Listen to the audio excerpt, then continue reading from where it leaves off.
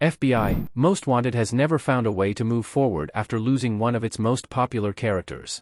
This FBI spin-off features a team that is close-knit by necessity. This team investigates the most violent federal cases imaginable and searches for hardened criminals who won't hesitate to kidnap or kill either civilians or FBI agents. Thus, the team members must trust and rely on one another in order to survive confrontations with dangerous lawbreakers. It is especially important that the team trust and like their leader, considering the high-stakes cases they are investigating. The team was originally led by Jess LaCroix, Julian McMahon, but McMahon elected to leave the series during FBI, Most Wanted Season 3. FBI, Most Wanted replaced McMahon with Dylan McDermott as Special Agent Remy Scott after the tragic loss of LaCroix, and Scott has led the team ever since.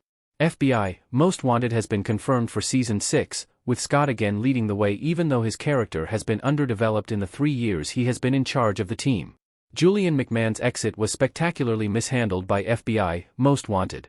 Killing off LaCroix and replacing McMahon with an actor from another Dick Wolf show didn't work.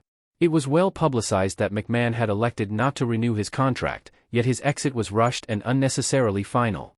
Rather than take a few episodes to set up a reasonable explanation for LaCroix's departure, the character was killed off during a story in which the team was hunting a domestic abuser.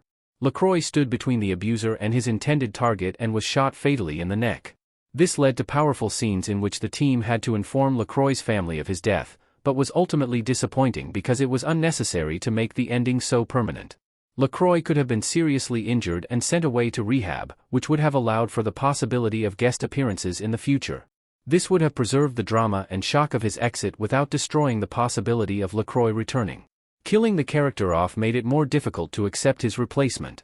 Additionally, Dylan McDermott began work as Remy Scott shortly after wrapping up a run as larger-than-life villain Richard Wheatley on Law and Order, Organized Crime. This made it difficult for those fans who watched both shows to accept Scott as a good guy without ulterior motives. Why Dylan McDermott's Remy Scott shouldn't be leading the team? Scott doesn't have the empathy and interesting personal life that LaCroix did.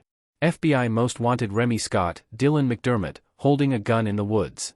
Remy Scott has been a hard character to warm up to despite McDermott's talent as an actor. Scott was originally introduced as an enigmatic figure who was there only to lead the team and didn't divulge much about his personal life.